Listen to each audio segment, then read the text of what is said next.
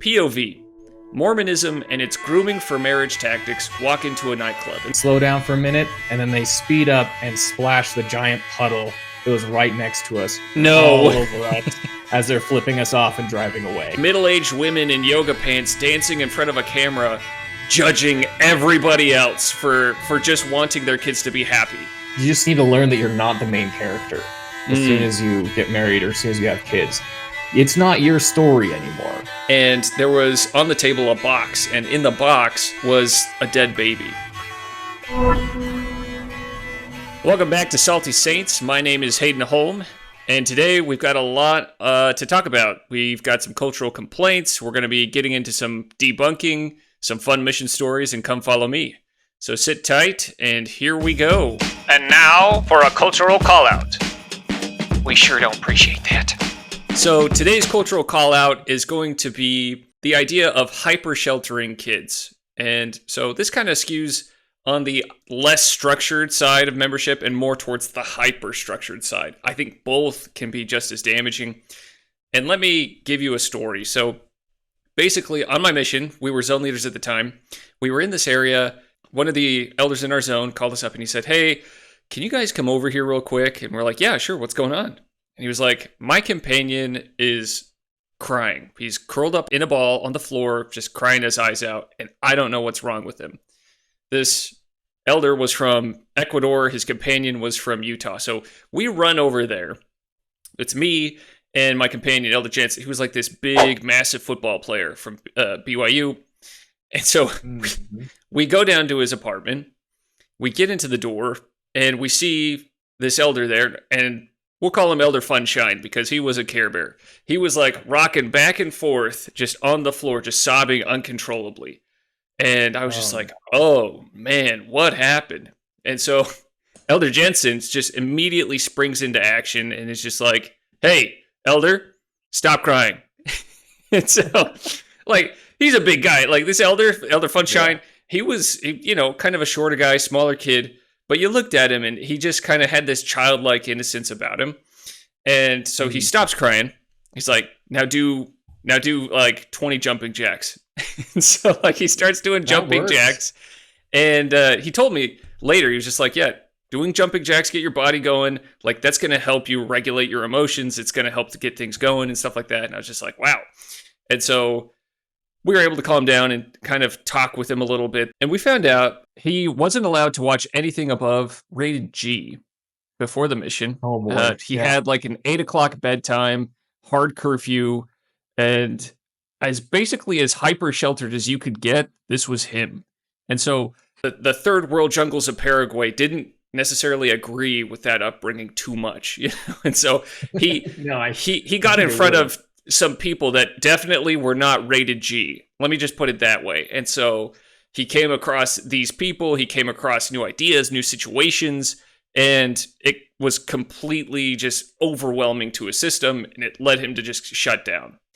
To his credit, though, like eventually he did, like this was his first transfer. He was struggling with the language and things like that. His companion didn't speak English, and so like there was a lot going on for him. I get that.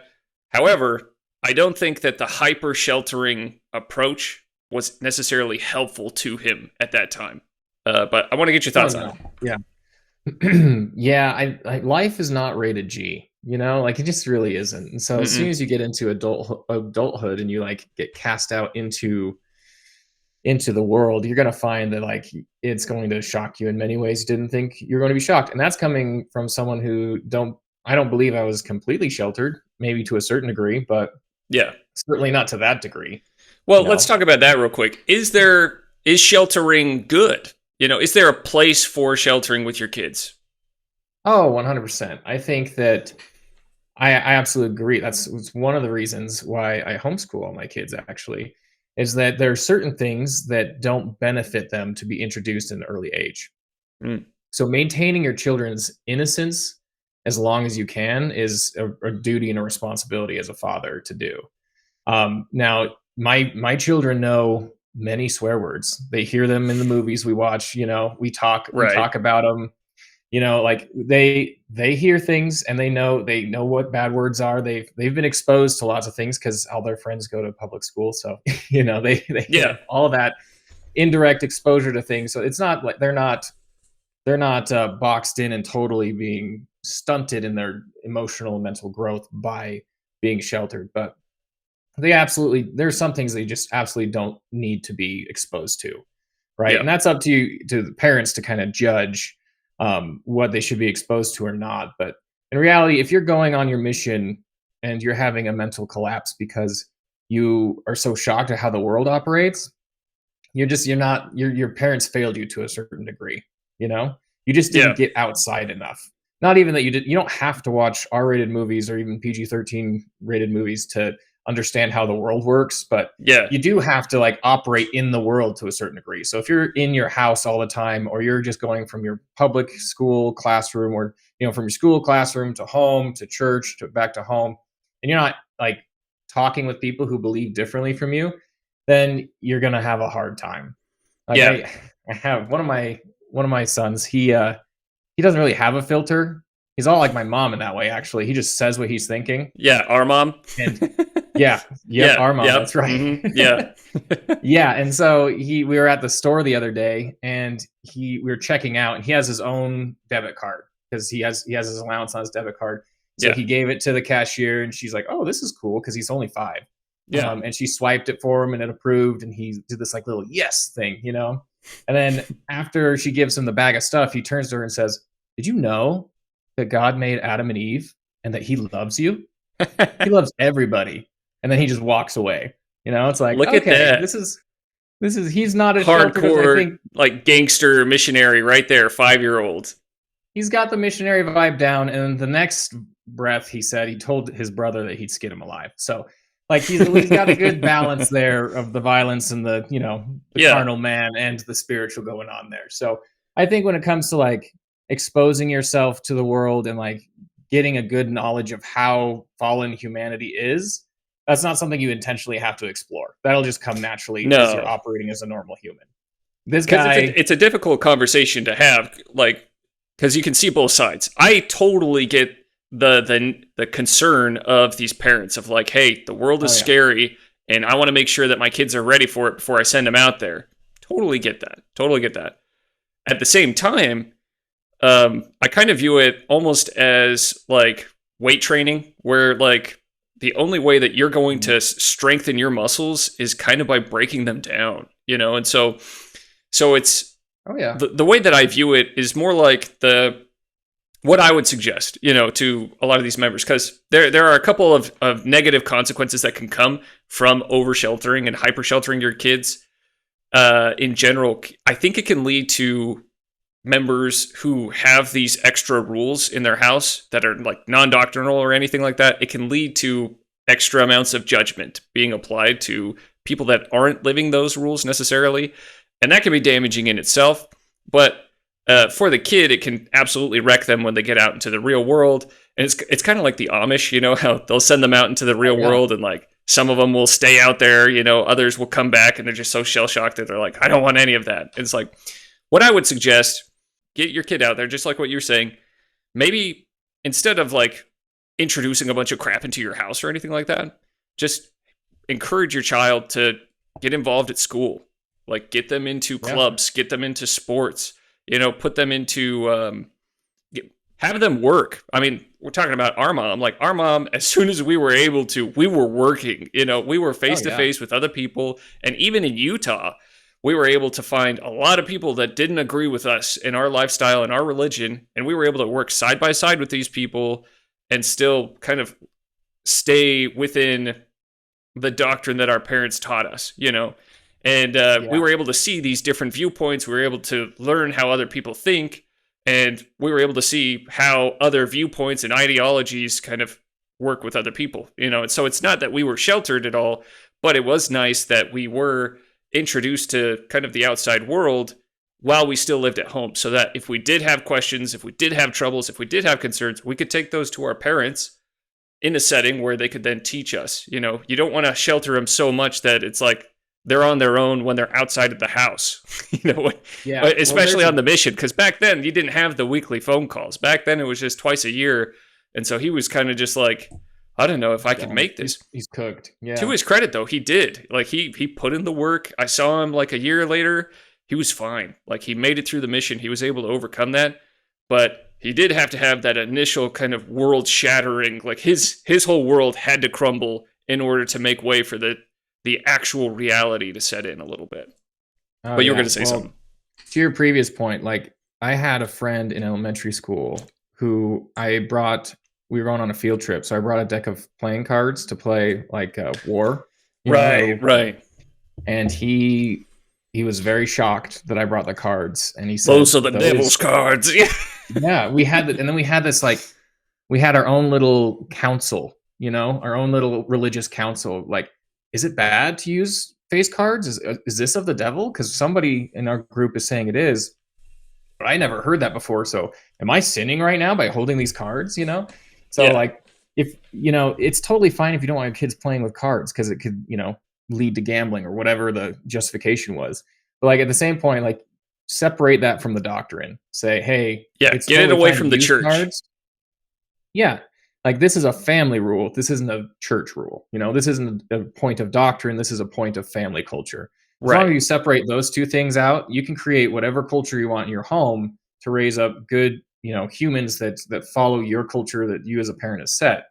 As long as they understand the difference between those two. 100%. Second point, I knew an elder on my mission who was the exact same way, except he took it in stride. He was really good about it. We had a fun time after a certain like lesson in zone council or something or district meeting where he didn't know what the word prostitute meant. So we kind of had to talk about, he didn't know what a prostitute was. You know? So we had a fun little, explanation meeting when you're trying Clearly to he hasn't read the Old Testament. Right. And it's like, hey, this is in the Bible, so it's okay to talk about on the mission. And his companion, explained it to him, and then after that, he had his very first can of Coca-Cola. Like that was like he had never had soda before. They kind of broke into. He went a little wild for a little bit, but he toned it down after that. Yeah. But to his credit, like he was the most driven and accomplished elder that we had. Like if you gave him something to do, he would do it. And he was the most talented and skilled in some of the things I've ever seen. So like he spent his time well, not worrying about the world.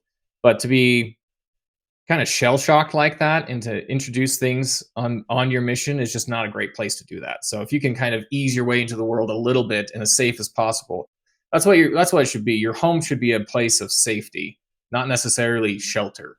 Well, in the age of home-centered church, it should be like a world preparation center. Like you should be preparing them, not just for a mission, not just for the temple, but for their life. You should be preparing them, like that's your goal.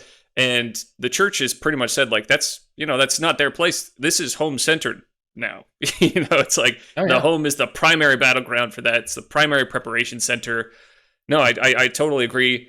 And I did want to touch down on the fact that, I mean, I love that differentiation you made about family rules and church rules and distinguishing those two, because I think that gets blurred a lot. And one thing that I'm seeing from like a lot of the anti-material out there are people that come out and say like, hey, the church believed, and the church said that I wasn't allowed to listen to X music and I wasn't allowed to say these words and I wasn't allowed to do X, Y, or Z. And it's like, those are family rules, okay? Like those were your family's rules. They put those on you, and let's try and keep the church out of that, Yeah, you need to talk to your mom and dad on that one, right? Like that's your parents.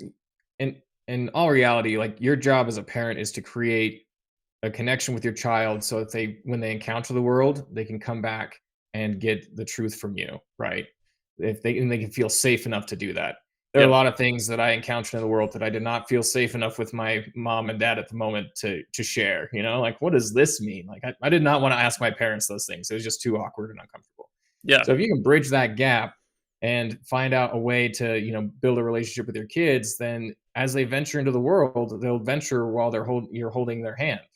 Like they'll extend out, and eventually they'll hold a rope, and eventually they'll go off on their own. So Yeah. yeah, the church culture inherently kind of shifts towards that sheltering mentality, right?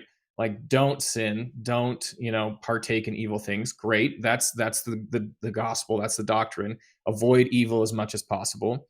You take that to its hyper extended, the extreme end of that, and you've been locked in the basement and you only sing primary songs. Yeah. Like that's the problem. So the problem is like they are ignoring other pieces of doctrine where it's like, we're supposed to be in the world but not of the world. But that means we're Right. supposed to be in it, and we're supposed to let our light so shine. So we're supposed to be like absolutely be a part of different communities. Put yourself out there, work with other people, get to know, make friends with everybody. You're not supposed to be Oh, yeah. exclusionary. You're not supposed to do anything like that. That's non-doctrinal. That's, not based in any kind of scripture that I've read. And if we are just hiding away from the world, we're becoming hermits. We're hiding our lights at that point and saying, no, the world, it's a fear-based mentality because it's from the parents to the child. And I'm talking about when children are like maybe 16 plus. If you're keeping them inside, you're not letting them, if you're that controlling at that age, I don't know. Part of me, I let me just get this out there. I mean, my oldest is 7, so I haven't had teenagers yet, but I was a teenager once. And so You've been there before. From the reading that I've done, it seems like you kind of want them, you kind of want to be the training wheels at that point. Like you just kind of want them to just kind of wobble and teeter on their own, and you can be there to catch them, but you shouldn't be the one steering and pedaling the bike at that age. Like you should let them just kind of have more autonomy as they grow and let them make mistakes. Let them get out there. That's how we learn. That's how we grow. Like the atonement was completely done because of mistakes. We're imperfect people. Yeah. And like the idea that we have to be perfect and like that sin should be avoided at all costs and stuff like that. It's like, well, sometimes people learn the most after they have made a mistake. That's certainly like, I'm a learner through experience. It's like I learn through trial. I learn through error and stuff like that. I have a hard time sitting down, reading a book, and then saying, okay, I know everything now. Let me go out there and apply this into the world. Yeah. And so it's like, that's the way that a lot of people learn is just through trial and error. I think you want that to happen while they still live in your house, and you just want to create that environment, like you said, where they feel comfortable enough that they can make mistakes, that they can go out there, try their hand at the world, and not like, I'm not suggesting that you put your kids out into like parties, like you're throwing them out there into like clubs or anything, it's like, no, like in nightclubs and crazy stuff. Oh, yeah. It's like, no, keep your kids, but encourage them to get out into the world, encourage them to be a friend and a support to everybody. Absolutely. Yeah. You should not be shutting down at the mention of the F word emotionally, like right. Like as a teenager and going on, like things that we classify as culturally not okay, you should be able to face up to, absorb with grace, and move forward past those things, right? So yeah, that needs to change, and approach the world with understanding. Like you have to understand that other people were not raised like you, and you kind of have to, and that's where the grace comes in. Like if you hear. If you see people breaking these rules that you were raised with, like we don't judge people if they drink coffee. If like my friend, he's not a member. He drinks coffee all the time. He smokes cigarettes and all of that kind of stuff. And he, do I judge him hardcore? Do I go over to him? I'm like, Art, you got to quit you got to cut that all out. You got to drop it. It's like, no, I don't do that because I know that he hasn't made those promises. He hasn't made the covenants. And so why would he need to be held to that understanding? It's like he's not a part of the religion yet, but we're good friends. Yeah. So, well, my parents-in-law, they enjoy a good espresso every now and then, and we had a fun conversation once when we went up and they got this new espresso machine at home, and my third boy, he came up to him and said, "Is that coffee?" I'm like, yep, this is coffee. Like, that's not good for you. Like, yeah, well, you're not supposed to drink that. And his grandparents handled it very well and said, well, some people drink it and others people don't. And, a lot of people within the culture, they're taught that like they're bad people because they're doing bad things. That's an easy dot to connect. But we had to sit down with our boys after that and be like, hey, we told you that we don't drink coffee, and your grandparents are drinking coffee. It doesn't mean that they're terrible people. they're choosing to live not according to what we believe is God's principles, and they're they're exploring a different avenue of life. Like, And these are in ex-members of our the house, church, by the way. yeah, Right? right, Yeah. exactly. Yeah, they used to be members. So in our house, this is what we do. This is the core doctrine we believe, and because we believe that, this is how we act. And not everyone has to act that way. Everyone can choose. And I think it So was helpful for you and I, at least, to have a grandpa that had left the church as well. Like yeah, whenever we went over oh to yeah, his house, he always had coffee going, but he was respectful of our belief system. Like, he knew we were active members of the church, and he didn't try and push his lifestyle on us, and we didn't, we reciprocated. It's like, hey, yeah. Well, we kind of understood where he was at, but we loved him for who he was. and a great credit to our dad for that, because he totally accepted. He was the example that showed us how to operate with people who are navigating life contrary to our beliefs. Right? 100%. Yeah. Like, I never saw my dad criticize or even stiffen at the idea of somebody else doing something that we obviously didn't believe in. So Yeah. when I saw our dad, interact with his dad and see the difference there was no conflict, there was no judgment. So Right. yeah, if you're raised with that attitude, then becomes really easy to navigate the world after that, because you're not thinking that everyone is this terrible sinful beast that you're trying to avoid. Right. I Yeah. feel like some of these, like, sheltered people, they go into the world looking at everyone like they're horrible zombies. Like they're just Right. like fallen beasts that are going to consume them if they're not careful. So It's a very yeah, fear-based mentality, and it's like, yeah, that doesn't come from God. That's not a God-driven mentality. It's very fear-centered. It's like especially when the oh kids yeah, are older, it's like if you're hyper sheltering at that age, it shows that you don't really trust your kids. It shows that you don't trust people in general, and so it's and you like don't trust the atonement. you don't trust Like, the you have atonement. It's to. like you are the morning and the evening star at that point, and that's not healthy, Yeah, that's and a problem. non-doctrinal. So big problem there. Right. And so for that reason, we call out that cultural complaint there, and we're going to encourage the culture to get a little better on that. Come on, Yeah. Hey, lighten up, culture. that's Jeez. right. Come on, culture. And now it's time to consider the path of your feet. For crying out loud. So this is from an account that's a self-proclaimed kind of ex-member of the church. And her whole account, as far as I can tell, I did like a 30-second once-over of the account. She produces a lot of content that is pretty antagonistic towards the church. So this is one of her clips. I wanted to dig into it because I've been seeing some wording that is pretty similar across a lot of other clips, and I want to talk about that wording today. So there isn't any like audio. It's like a music. It's so it's just kind of music, and she's dancing to the music.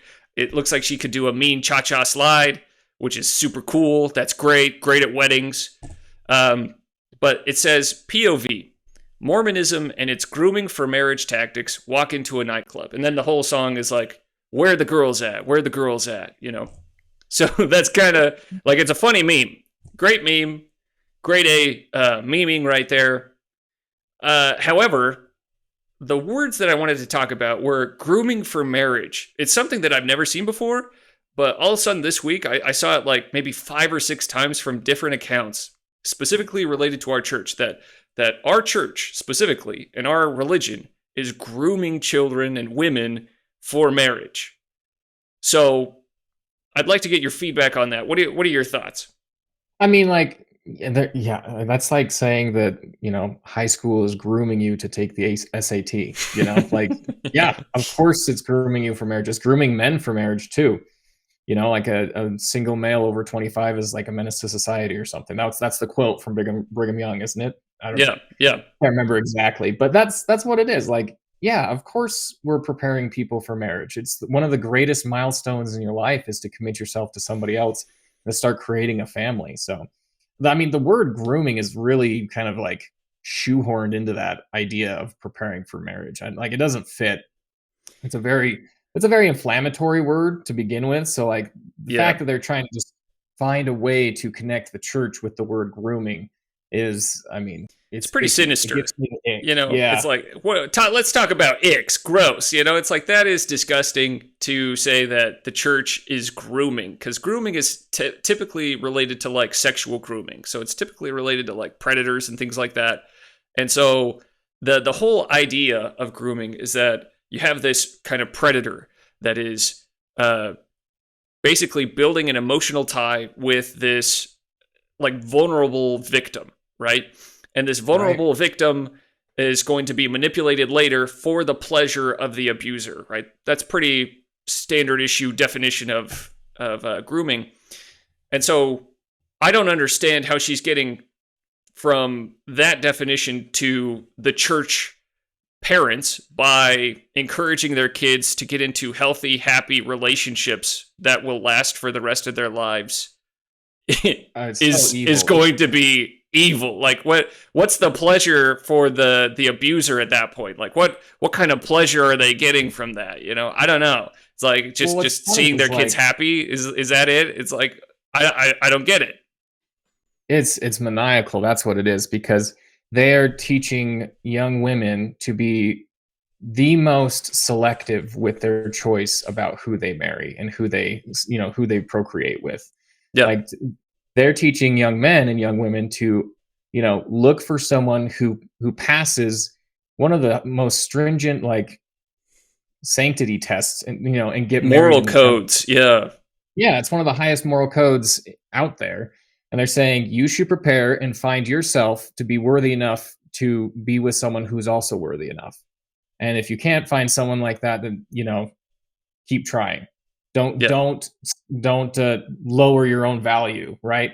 So like this, it's so like maniacal to like groom people into thinking that, you should find someone that you can live the rest of your life with and build a family with that also meets your standards and also shares your religious views. That's I don't know what the end game to that evil. Well, so here's the question that I had. Like, maybe I missed it in her cha-cha slide, but I didn't see any captions that suggested a solution. Like, what's the alternative? What are parents supposed to do? Because she's not speaking to the church. She's speaking to parents at that point. It's like, okay, so parents aren't allowed to give their children the greatest gift that they received themselves, which is their marriage, which the children were a natural outgrowth of that marriage. It's like the mental gymnastics that you have to do to get there is just, it's gold medal winning. It's like, it's very impressive. I don't understand what her solution was, but what do you think her idea was to replace that? Like, what's the problem? I don't know, because like to put pressure on your children and to groom them, like, can you even want that for them and express that desire to your children that they should? Is that allowed? Is that allowed? Is that grooming? I don't know. Why are these people like the great moral arbiters of our society? It's like you've got just like middle-aged women in yoga pants dancing in front of a camera, judging everybody else for just wanting their kids to be happy. It's like, yeah, this is the Socrates of our time, and she's got great dance moves, to prove it. So yeah, I think that I don't know what the alternative is, except just like have no standards for your children and no like desires for them, no dreams for them in terms of what you want them to accomplish and who you want them to be with. It's okay if you find a dirtbag that treats you poorly and doesn't follow your moral code and drags you down with them. You should be able to do that. You should have the power to do that as a young woman, apparently. Like, yeah, you can do that, but nobody wants you to do that because that's not good for you, right? Right. Well, what's so bad about marriage is the thing, because there's a lot of nasty presuppositions that she's loaded into that little comment, that she was dancing all around. And one of those presuppositions is that marriage is a net negative. Where is she getting that from, and why is it negative? Right. I don't really understand that, but I did want to pull something up. I have done a little extra research. And this is from the National Library of Medicine. So it's not coming from BYU. It's not coming from the church at all. But there are some pretty cool points in here. Basically, it says nearly 3 decades of research evaluating the impact of family structure on the health and well-being of children demonstrates that children living with their married biological parents consistently have better physical, emotional, and academic well-being. It also says that consequently society should make every effort to support healthy marriages and to discourage married couples from divorcing. Was this from some kind of radical Brigham Young cane thumping prophet out there? No, this is from the government. This is from PubMed Central, the National Library of Medicine. Like, no, what in the world is she doing, going out there and saying, like, yeah, marriage is bad? Like, this is objectively, according to her standards, according to the science, according to the great thinkers of our day, societies need marriage and should do everything they can to support marriage. Why is she tearing it down, is my question. Maybe, like, why is marriage bad? Maybe it's, I'm going to focus on the grooming for marriage. Maybe she doesn't have any problem with marriage. Maybe she thinks that people are being brainwashed into thinking it's good, which it is. So I don't think I'm flexible enough to do the contortionist movements to mentally land in the same spot, but I'm trying.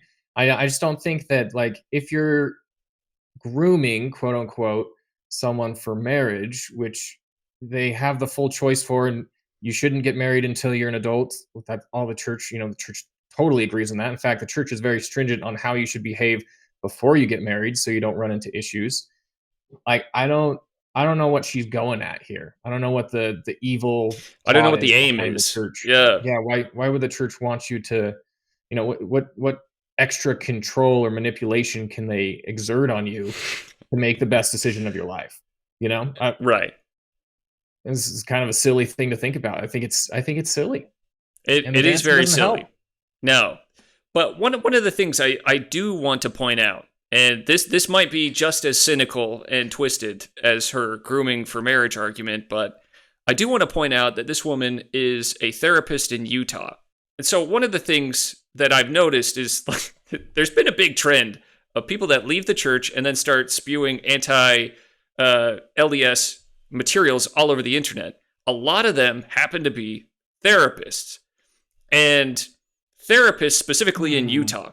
So the interesting thing to me about all of this is, like, if she's spewing that marriage is bad and all of that, does that, I would imagine, I'm no genius or anything like that, but I would imagine that's probably good for business for her, I mean, it doesn't hurt, I don't think, because, people who don't get married tend to be lonelier, I would assume, or people who disrupt or break their marriage tend to be unhappy. And, that's kind of where therapy thrives, is with people who are unhappy with their life, right? So, right. I don't know. Is she just, like, farming new clients by hating on marriage? It sounds like it's a marketing tool, like, and to help people understand, like, these people are using the guise of being professionals and being all concerned about your health and your safety and your well-being, blah, blah, blah, blah, blah. However, they're giving advice that is, by the standards of the PubMed Central, the National Library of Medicine, is completely destructive to society. So that's the problem that I see with that. Is just like, wait a second, you've got, like, you got some splaining to do, basically. Like, why are you tearing families apart, or like, just even because one of the patterns that I've seen is that if there are people out there that are going through a really difficult time and they have a lot of doubts and they're not sure about themselves, they've lost their sense of identity, and then they start seeing things like that, it doesn't actually help them stay in a healthy and happy marriage. I know 3 families at this point, and I'll probably go into this in greater detail in a later episode, but I now know personally 3 families where the wife have seen content like that, and basically they woke up, they were like, you know what?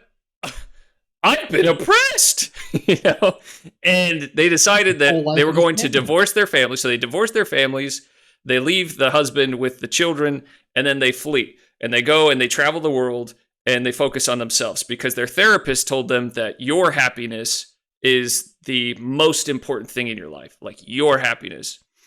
And I don't think that's true, because marriage, like, you can't have that attitude in marriage. Marriage is all about sacrificing yourself for the happiness of others. It's like, especially with kids, you have a spouse. It's like, yeah, the last person you really think about in marriage is yourself. And so like the idea of like all of these people coming out, it's like it's incredibly destructive to families. It's very cynical, and it's Oh not yeah. helpful to society at large.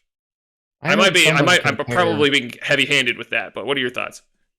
I heard someone compare marriage to a three-legged race once. Where two people tie two of their legs together and they kind of have to go for it. It's Yeah, like, yeah, it's very clunky and it's restrictive in a sense when you're very like awkward when you start, but you don't quit.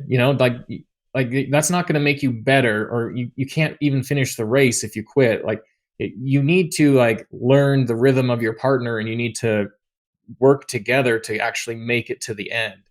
I feel yeah, like all I hear nowadays is if it doesn't work for you, just quit. If it's not working for you, just quit. Well, sometimes you just need to change because sometimes you're just a piece of garbage. Like yeah, that just happens. Like people are dirtbags. People are fallen. They're imperfect. Maybe one of those imperfections you're holding on to a little too tight and identifying with, and because of that, you would rather divorce your partner than fix that problem. And that's right. a broad sweeping generalization, of course, but I just don't think that like positioning marriage as this evil thing that everyone's being groomed towards is going to help anybody really. Like Yeah. I don't see that. I don't have the cool dance, so I don't know if a lot of people listen to us on that Well, front, but I think that I am one for quoting movies, and this one really made me think of The Princess Bride. Life is mm, pain, and anyone who tells you otherwise is selling something. Is oh this yeah, woman selling something? Yes. Like, she's right, selling something, and she is out there telling you that, like, if you are uncomfortable or if you're going through a hard time, that's weird. That's not normal, and you need to get help for that. It's like, well, there are some cases out there, where like if you're getting abused and stuff like that, get the crap out of that relationship. We're not advocating oh for yeah, abuse or anything like that, but if you're having a hard time or if you're struggling, if you're arguing with your partner, don't just give up. It's like society right. needs you, people need you, communities need you, children need you, your Your future children, children, your grandchildren. They need you to stay together, and just remember that before you make any kind of hasty decision in a bad place. Yep, yeah, I totally agree. We'll Yeah, have to practice our dance moves so people can yeah. hear us That's better the on that. problem. We just got to do It's some of the not cha cha dancing. slides, and come up with some quirky kind of sayings. Get some But music in there. Oh yeah. but if you had to come up with one caption to rebut her caption that we could dance to, what would that caption be? Oh shoot. I don't know. You put me on the spot. I just I'm think sorry. that Yeah. just I can't say enough about marriage and family. You just need to learn that you're not the main character as soon Mm, as you get married or as soon as you have kids. It's not your story anymore. Let go of that. You're not the right. center of the world. You are the there's a poem by Khalil Gibran called Children, and he says that you are the bow that God is pulling back so that he may launch your children into the future. And that Mm, that comes with a lot of strain and a lot of stress and a lot of pain. But that will launch your children into such a better place than you are currently. And marriage is a part of that. It's a two-piece bow. And the fact that she can't seem to see the benefit of that, or is thinks that it's evil that we should be promoting it, is really what she's doing. She's thinking it's bad. We're indoctrinating people into loving marriage. I just think she's off base. I think yeah. it's just kind of a silly thing. I can't take it seriously. Could we maybe create a caption that said something like "therapist grooming people for therapy" or something like that? Like, maybe I Yeah, could just start dancing to grooming. that. It's like it's just marketing for her. Yeah, it really is. And like the more unhappy women there are, the more money she makes. So Yeah.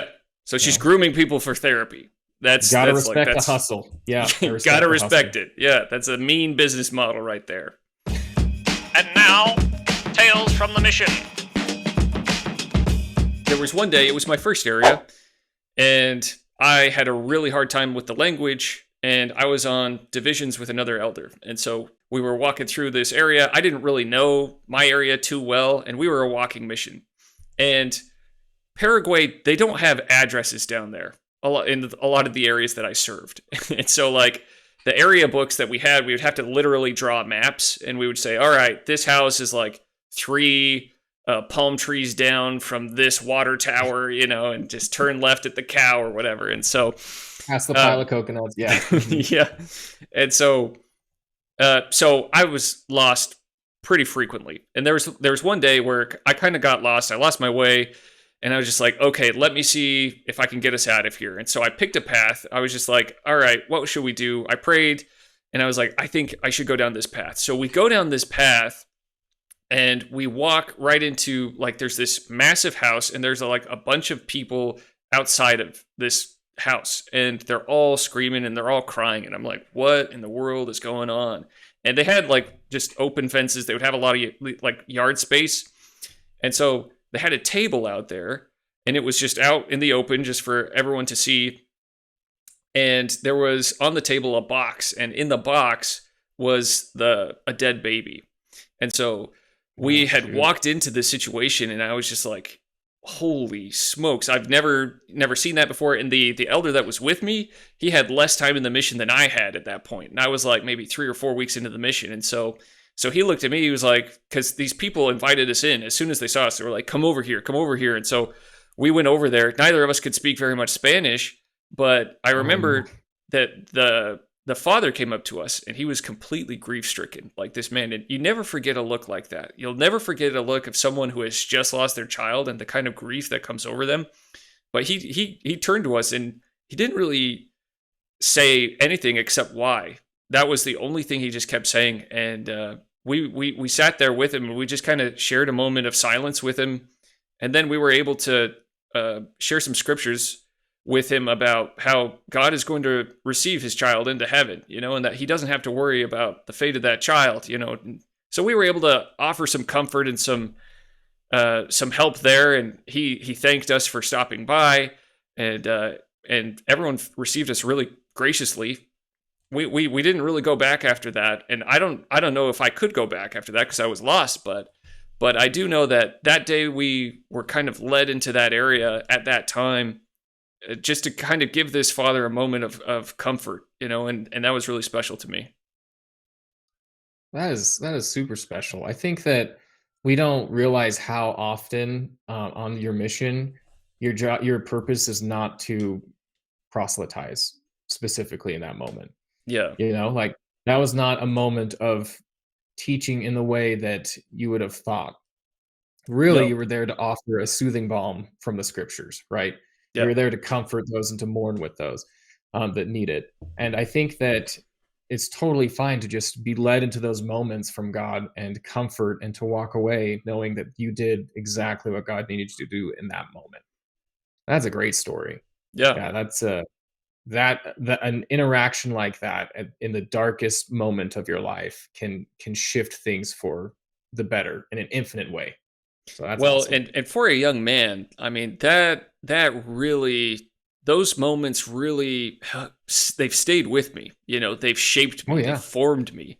And so kind of like going back earlier to what we were talking about kids kind of breaking down and stuff like that. Maybe we'll get into this later, but I mean, there are moments, and I think this elder that I talked about earlier, I think he had moments like that, and that's what helped him realize that he needed to be on the mission, because he saw that people needed him. He saw that there was actual needs there, and he was able to help and serve people, and that was able to help him overcome any anxieties or insecurities. Because during that time, I didn't really worry about the idea that I couldn't speak Spanish very well. I wasn't worried about not knowing the culture super well. I wasn't worried about how uncomfortable it was. I was just focused on trying to help these people as much as possible. And that was helpful, especially for a teenager who is not used to helping people. Right? Like that is incredibly helpful. Yourself. Man, maybe we should maybe it's good that we don't coordinate our mission stories, because mine is not nearly as impactful. Mine's a little more humorous today. So let's do it. Yeah, get into it. This is raw. This is authentic. We were walking down the sidewalk, and I think it was early spring, in I want to say Mascouche, which is like a small suburb north of Montreal. Yeah. in Canada. And we had a miserable day knocking on doors. Nobody wanted to talk to us. And we had said a very special prayer, hoping to find someone at the end of the day that kind of, put a positive spin on the day. And as we're walking down the sidewalk back towards our apartments, this car drives by and it slows down ahead of us like it had seen us and wanted to talk to us. Yeah. We were so excited. And then we see it turn around and go back this way and then turn around again, like it's coming up to us. So we stop there and we stand right on the edge of the curb because we want to talk to them from their car. And they slow down for a minute and then they speed up and splash the giant puddle that was right next to us all No. over us as they're flipping us off and driving away. Yeah. I remember looking at my companion and thinking, like, this is it, Elder. This is the answer to our prayers today. And the guy just in the car, just seeing us with his big trolling face and just splashing us with water and mud and just flipping us off and driving away. And, it did put a positive spin because we had nothing to do but to laugh at that point. Like, it was so comical, the rudeness of that guy after a terrible day of being yelled at by strangers that we laughed all the way home. It was a funny way to end the day. But sometimes things just don't work out for you on that day. Hard days are good for you and they make you a better person. And I think that's actually a really important lesson to learn is that more days than not, life is humdrum. Life is not every single day isn't necessarily a Liahona moment. And so it's really important to understand, like, just to be able to learn how to cope with that mentally and emotionally on a mission. It trains you. It builds up like a resilience in you to say, like, even though we haven't had success in a long time and people hate us and I get yelled at pretty much every single day, I'm going to do it again. Yeah, I mean, you don't go on a mission for fun. That's not. No. You go to help people. It's gonna be miserable in most of the time. It's gonna be a character building experience. Yeah. So yeah, I think it was a fun time. And now it's time for This Week in Come Follow Me. And so there's this big trend going around. You introduced me to it, but we listen and we don't judge, right? And so, and I agree to some extent. So I think we should not judge people, but I disagree with the fact that we should not judge actions, because I do think that there are actions that we should judge to help us navigate, whether that's something that we should incorporate into our lives or distance ourselves from. What are your thoughts on that? Well, I mean, we just watched the Tuttle Twins episode about judging. So highly recommend. Tuttle Twins for the win. You're doing great. But what what you should not judge is you shouldn't judge people based on immutable characteristics, things they can't change about themselves. Color, disability. What you shouldn't judge those things. What you should judge people on is their ideas, their opinion, their potential and their use of that potential. That's the things that you should judge them on. And judging people, judging things is an innate, like, it comes innately to those people with, sentience. You have to judge things as you're going. If you don't make any judgments in your life, then you can't progress. Every day when you're getting up and you're choosing which lane to drive in, that's a judgment call. Choosing what food to eat. Choosing who to interact with is just an equally valid, judgment. You have to make some kind of, I don't know the word I'm looking for, but you have to sum up people in your mind with the knowledge that you have, the information that's given to you, and you have to make some kind of decision. Are you going to be someone that I can interact with or not? And how will our interaction benefit us? Will it produce good or will it produce bad? And I think that a lot of people, there's this whole trend about not judging. Yeah. You do you, be you, your truth. Like, that's just not realistic. And what that does is allows evil to run rampant, because evil is only stayed by, people who form judgments about it and who decide to abstain from it. And who stand against it, And who stand against it, yeah. It's like, absolutely. That's the primary way how evil is overcome is by people standing against evil, taking an active stance against it, calling it what it is, and saying, "I'm not going to do that," or Yeah. I'm not going to tolerate that anymore. Yeah, every 100%. time you do an evil thing, somebody else says, "Well, I'm not going to judge you on that." Well, and no one's holding you to a standard that you then grow to.